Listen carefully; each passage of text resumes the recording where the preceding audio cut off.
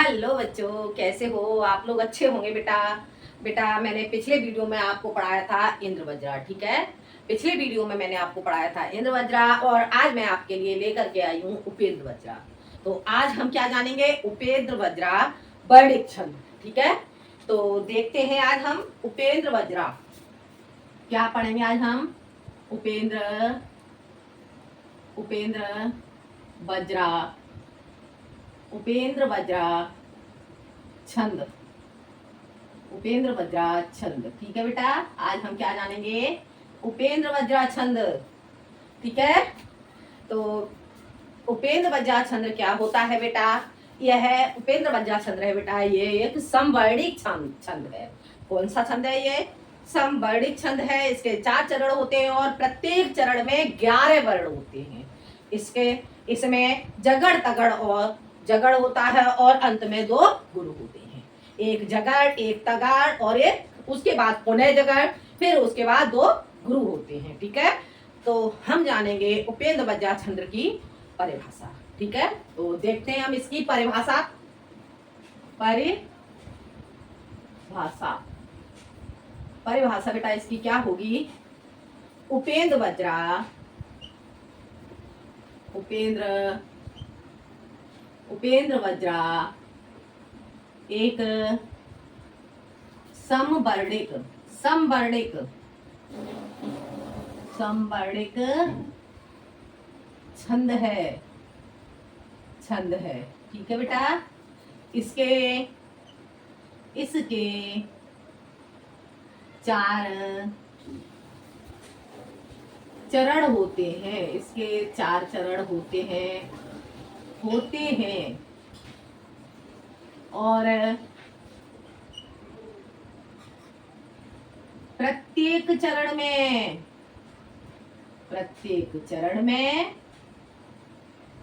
कितने वर्ण होते हैं? प्रत्येक चरण में 11 वर्ण होते हैं।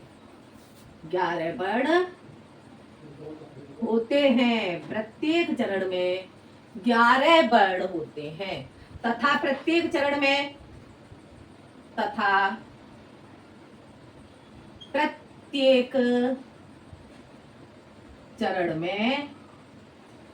प्रत्येक चरण में एक जगड़, फिर एक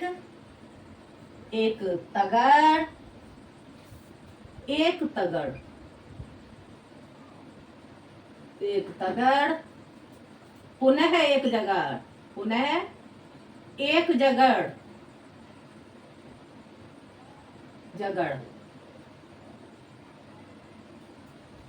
और 2 गुरु, 2 गुरु, 2 गुरु, 2 गुरु होते हैं, ठीक है। अर्थात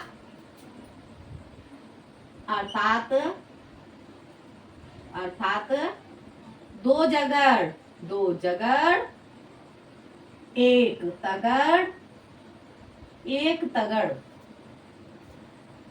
2 जगड़, 1 तगड़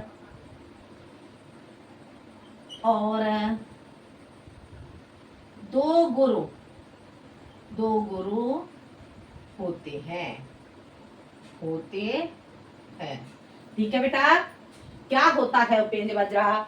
देख लो, समझ लो एक बार थोड़ा सा। उपेंद्र वज्रा एक समवर्णिक छंद है, ठीक है बेटा। इसके 4 चरण होते हैं और प्रत्येक चरण में 11 वर्ण होते हैं, ठीक है। प्रत्येक चरण में 11 वर्ण होते हैं तथा प्रत्येक चरण में एक जगड़, एक तगड़ और पुनः एक जगड़। पहले एक जगड़ होगा, उसके बाद एक तगड़ होगा, उसके बाद पुनः फिर एक जगड़ होगा और उसके बाद 2 गुरु होते हैं। अर्थात 2 जगड़, एक तगड़ और 2 गुरु होते हैं, ठीक है बेटा। तो ये क्या कहलाता है? होते हैं उपेंद्र वज्रा छंद कहलाता है, ठीक है बेटा। अब हम जानेंगे बेटा इसका उदाहरण। ठीक है, अब हम क्या जानेंगे, इसका उदाहरण जानेंगे। देखते हैं हम इसका उदाहरण। उदाहरण उदाहरण उदाहरण बेटा इसका क्या होगा, बड़ा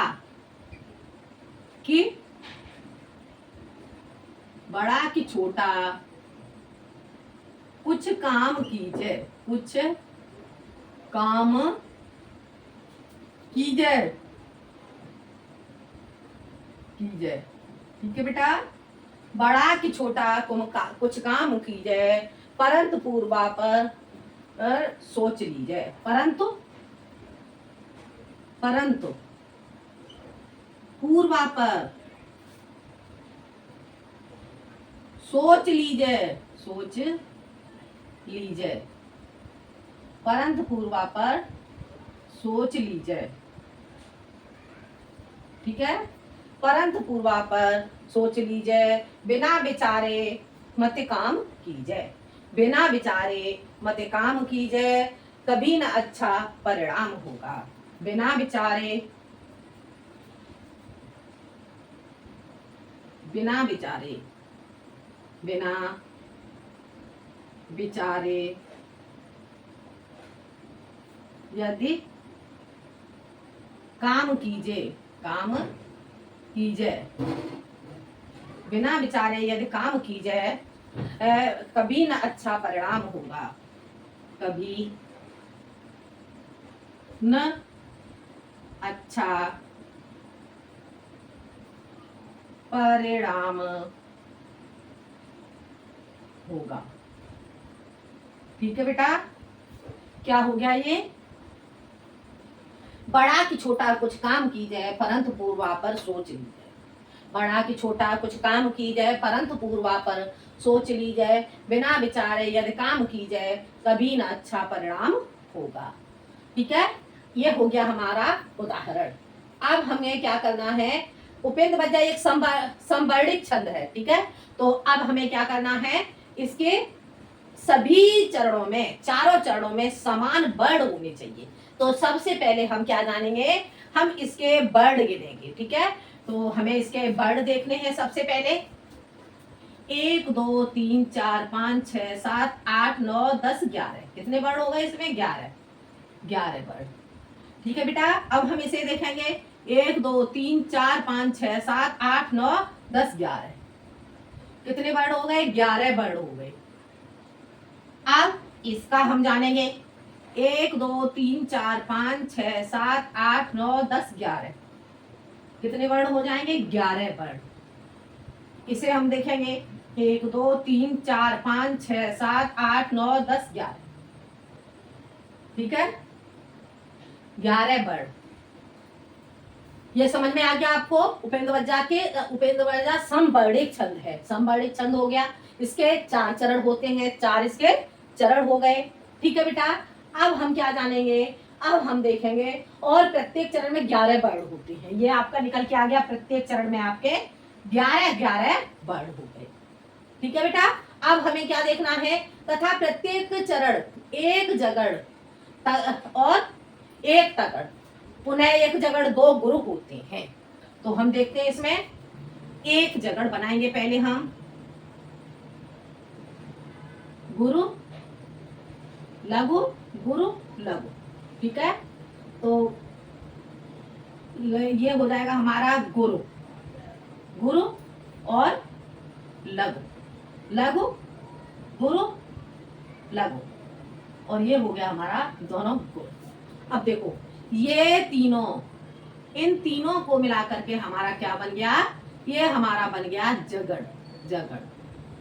ठीक है बेटा, ये तीन हमारे क्या हो गए, ये हमारे हो जाते हैं तगड़, तगड़। और ये हमारा क्या हो गया, ये 3 हमारे पुनः हो जाते हैं जगड़। ठीक है, और इसके बाद ये दोनों हमारे क्या हो जाते हैं, गुड़। आ गया समझ में, ये हमारे तीनों हो गए जगड़, ये हो गए हमारे तगड़, ये हमारा पुनः जगड़ आ गया, उसके बाद हमारे 2 गुरु हो गए। ठीक है, आगे देखते हैं हम। लघु, गुरु, लघु। फिर उसके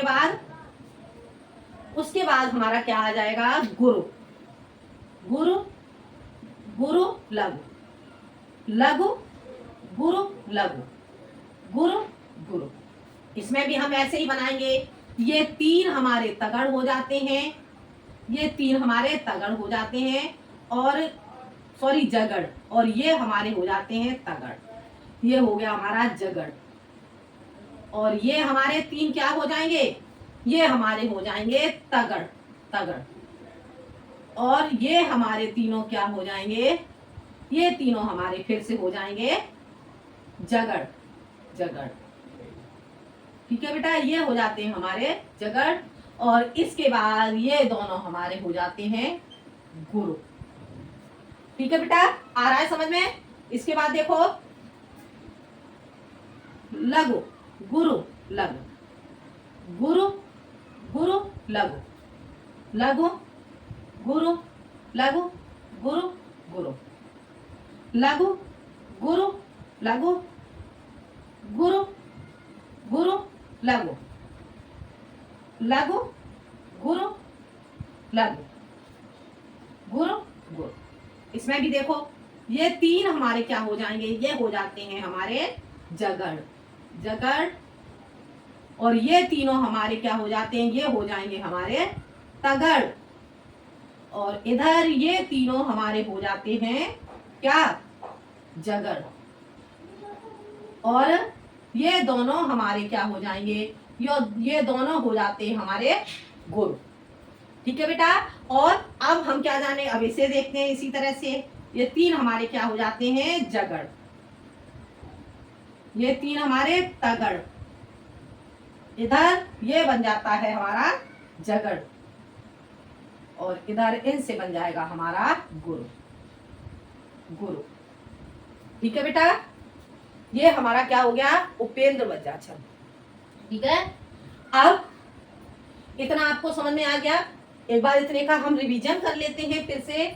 उपेंद्र वज्रा एक संवर्णित छंद है, इसके 4 चरण होते हैं, और प्रत्येक चरण में 11 वर्ण होते हैं, तथा प्रत्येक चरण एक जगड़, प्रत्येक चरण में एक जगड़, एक तगड़, पुनः एक जगड़ और 2 गुरु होते हैं, अर्थात 2 जगड़, एक तगड़ और 2 गुरु होते हैं।